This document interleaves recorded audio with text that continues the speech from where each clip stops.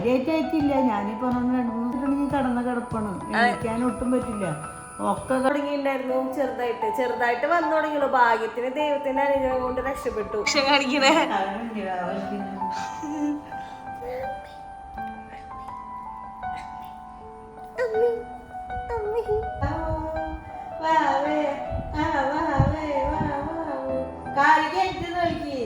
Hello guys, നമ്മുടെ പുതിയ വീഡിയോയിലേക്ക് എല്ലാവർക്കും സ്വാഗതം.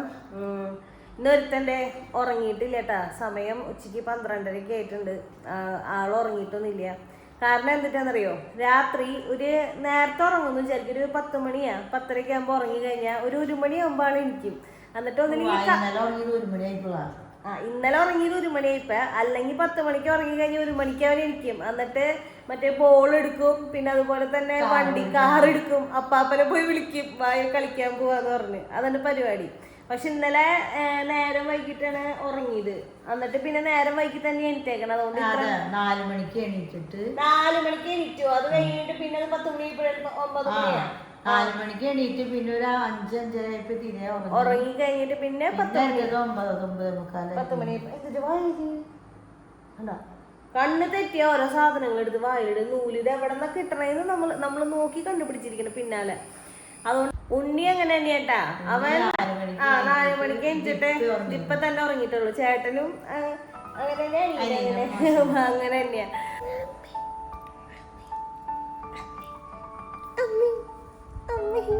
ഒരുത്തന്റെ പരിപാടി എന്നിട്ടാന്ന് പറയും, ഇപ്പൊ ഓരോ റൂമിൽ പോയിട്ട് വെറുതെ കിടക്ക, തറയില് കിടക്കണ്, വെറുതെ കിടക്കണ്. അവൻ കിടന്നാ പോരാ, അവന്റെ കൂടെ ഉണ്ണിനെ കിടത്തണം. ഭയങ്കര അങ്കടപ്പനെ കൂടെ കിടത്തണം, തറയില് കിടത്തണം. അവന് കെട്ടിപ്പിടിക്കണം. എന്നിട്ട് സംഭവിച്ചെന്ന് വെച്ചാ, ഒരു ദിവസം ഇവനെ കട്ടുമ്പോ കിടത്തി. അപ്പൊ ഉണ്ണീനെ കൂടെ, അവന് ഭയങ്കര ആഗ്രഹം ഉണ്ണീനെ അടുത്ത് കിടത്താൻ വേണ്ടി. അപ്പൊ ഉണ്ണീനെ അടുത്ത് കിടത്തി. ഇപ്പൊ പറയുന്നത് താഴത്ത് തറയില് ഉണ്ണീനെ കിടത്താനോ പറയണേ. ഉണ്ണീനെ തറയിൽ കിടത്താൻ വേണ്ടിട്ട്. അങ്ങനെ തറയിൽ കിടത്താൻ പറ്റല്ലാതെ ബേബി അവൻ കിടക്കും. എന്നിട്ട് ഇങ്ങനെ കിടത്താൻ ഇവിടെ അടിക്കുക കാണിച്ച്. അല്ലാതെ അല്ലെങ്കിൽ കൂട്ടക്കരച്ചില്, അല്ലെങ്കിൽ പിന്നെ ഫുള്ള് കരച്ചില്. പിന്നെ ഉണ്ണി കരഞ്ഞു കഴിഞ്ഞാൽ അപ്പൊ അവൻ കൂടെ കരയും. നമ്മളെന്തെങ്കിലും ചെയ്യാന്ന് വിചാരിച്ചിട്ടാണ് കരയണം. അവൻ എന്തെങ്കിലും ചെയ്യാന്ന് വെച്ചിട്ടാ. ഭയങ്കര സ്നേഹം അല്ലേ. വലുതാവും ഈ സ്നേഹം. നല്ലതല്ലായിരിക്കും. 2 ദിവസമായിട്ട് ഇവിടെ എന്താ പറയാ, കഷ്ടപ്പാടും ദുരിതം തന്നെയെന്ന് പറയാം. ഒന്ന് മാറി കഴിയുമ്പോൾ അടുത്തതിന്റെ പിന്നാലെ അടുത്ത ദുരിതം വന്നുകൊണ്ടിരിക്കുന്നു. എനിക്ക് 2 ദിവസമായിട്ട് ഭയങ്കര ബോഡി പെയിനും കാര്യങ്ങളൊക്കെ ആയിരുന്നു. അപ്പൊ ഞാൻ വിചാരിച്ചു കാണിക്കണം. നോക്കിയേ, ഡെലിവറി കഴിഞ്ഞതിന്റെ ബുദ്ധിമുട്ടാണ്. ബാക്ക് പെയിനും ഇതൊക്കെ വന്നപ്പോ എനിക്കുമ്പോ ഒക്കെ വേദന എടുക്കായിരുന്നു.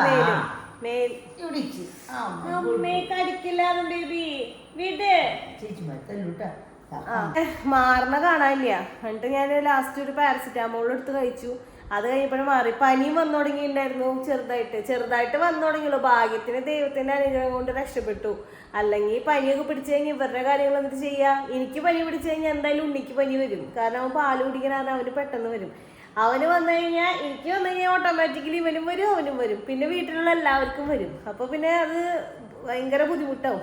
ഭാഗ്യം കൊണ്ട് രക്ഷപ്പെട്ട് പാരസിറ്റാമോൾ തുടങ്ങിയായിരുന്നു. ഞാൻ നോക്കിയപ്പോ അവൾക്ക് പനി തുടങ്ങിയിട്ടുണ്ടായിരുന്നു. അപ്പൊ ഞാൻ കഴിക്കാറില്ല കേട്ടോ പാരസിറ്റാമോള്. മാക്സിമം ഒഴിവാക്കാറുള്ളൂ. എനിക്ക് അത്ര നിവർത്തികേട് വന്നാൽ മാത്രമേ കഴിക്കുള്ളൂ. ഞാൻ വേദന എടുത്താലും ഞാൻ വിചാരിച്ചു ഇതിന്റെ ഡെലിവറി കഴിഞ്ഞതിന്റെ ഇരിക്കുന്നു വിചാരിച്ച് മെഡിസിൻ കഴിക്കാണ്ടിരുന്നു. പിന്നെ അമ്മച്ചി നോക്കിയിട്ട് അമ്മച്ചി പറഞ്ഞു, പനിയുണ്ട്, നീ വേറെ അടുത്ത് മെഡിസിൻ കഴിക്കാൻ പറഞ്ഞ കാരണം മെഡിസിൻ എടുത്ത് കഴിച്ച കാരണം ഭാഗ്യത്തിന് രക്ഷപ്പെട്ടു. പനിയിൽ നിന്ന് അങ്ങനെ വീട് ഒരുത്തന്റെ അംഗം കണ്ട. എനിക്കത് 2 ദിവസമായിട്ട് തലകറക്കം തുടങ്ങിയൊക്കെ ആയിരുന്നു. കാര്യമായിട്ടായിട്ടില്ല. ഞാനിപ്പോ 2-3 ദിവസമായിട്ട് ഗുളിക കഴിച്ചുകൊണ്ടിരിക്കുന്നത്. ഭയങ്കരമായിട്ട് വന്നിട്ടുണ്ടെങ്കിൽ കടന്ന കിടപ്പാണ്. എണീക്കാൻ ഒട്ടും പറ്റില്ല.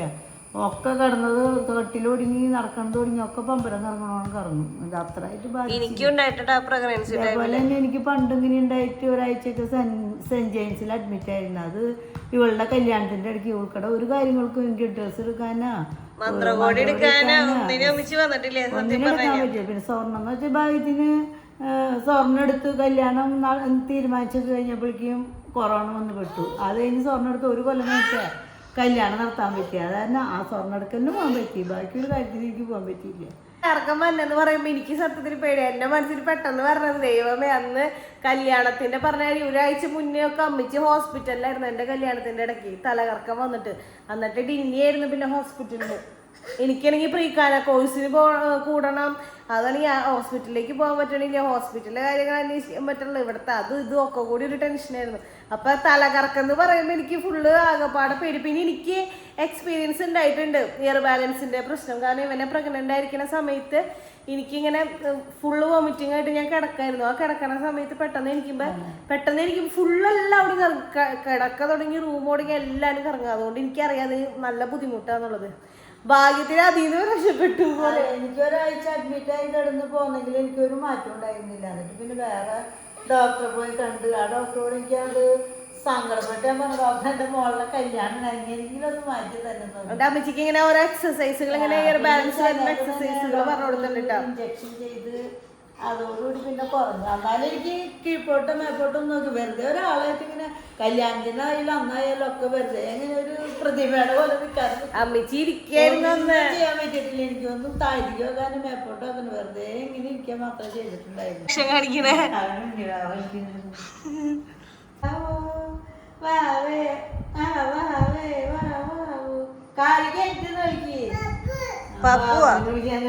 ബാബു അപ്പച്ചനെ വിളിക്കുന്നുണ്ട്. ബാബു ബാബു ബാബുന്ന് ക്ലിയർ ആയിട്ട് വിളിക്കും.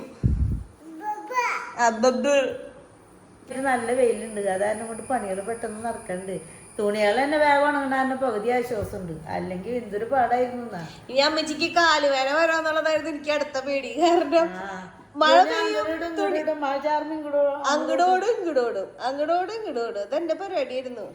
ഉണക്കിയെടുക്കാണ്ട് പറ്റില്ല. വെയിലാണെന്ന് എന്തായാലും ഓടാണ്ട് പറ്റില്ല. അല്ല വെയിലാണെന്ന് ഇടാണ്ട് പറ്റില്ല. ഒരാളുടെ തല ഇവിടെ സൈഡിൽ ചെറുതായിട്ടൊന്ന് മുട്ടിയിട്ടാ ആരും അറിഞ്ഞില്ല. എന്നിട്ടൊരു അടി കൊടുക്ക. ആരും അറിഞ്ഞില്ലല്ലേ. ആൺകുട്ടിനെ ഉറക്കം വരുന്നുണ്ട. ഒങ്ങണ വേണ്ടേ? ഞാൻ ഉറക്കത്തിനെ കയറിയാ 3 മണി വരെയൊക്കെ ഉറങ്ങിപ്പോളൂട്ടാ.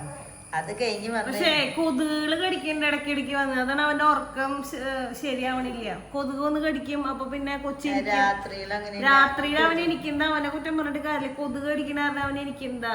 അല്ലെങ്കിൽ അവൻ കിടന്നുറങ്ങിയാണ്. ബാറ്റ് വാങ്ങിച്ച് കൊതുകിനൊക്കെ ഫുള്ള് നമ്മള് റൂമിലൊക്കെ കൊന്നിട്ടാണ് കിടത്തണേ. എന്നാലും നമ്മൾ കാണാത്ത സ്ഥലത്ത് കൊതുക് ഒളിച്ചിരിക്കും.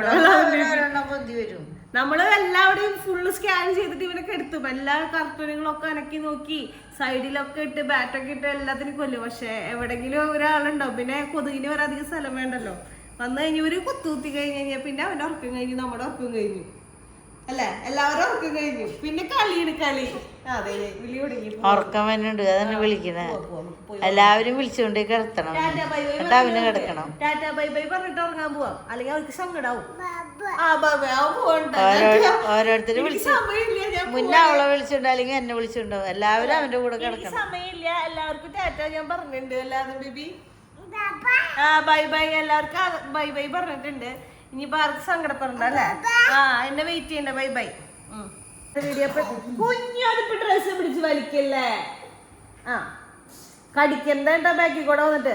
അപ്പൊ നമ്മുടെ ഇന്നത്തെ വീഡിയോ അപ്പൊ ഇത്രേ ഉള്ളൂ. അപ്പൊ നിങ്ങൾക്ക് വീഡിയോ ഇഷ്ടമെങ്കിൽ ലൈക്ക് ചെയ്യുക, ഷെയർ ചെയ്യുക, സബ്സ്ക്രൈബ് ചെയ്യുക, സപ്പോർട്ട് ചെയ്യുക. അതുപോലെ തന്നെ കമന്റ് ചെയ്യുക.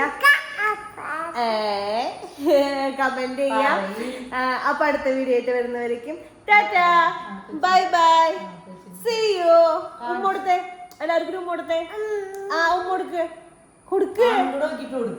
ഉമ്മോടുക്ക്.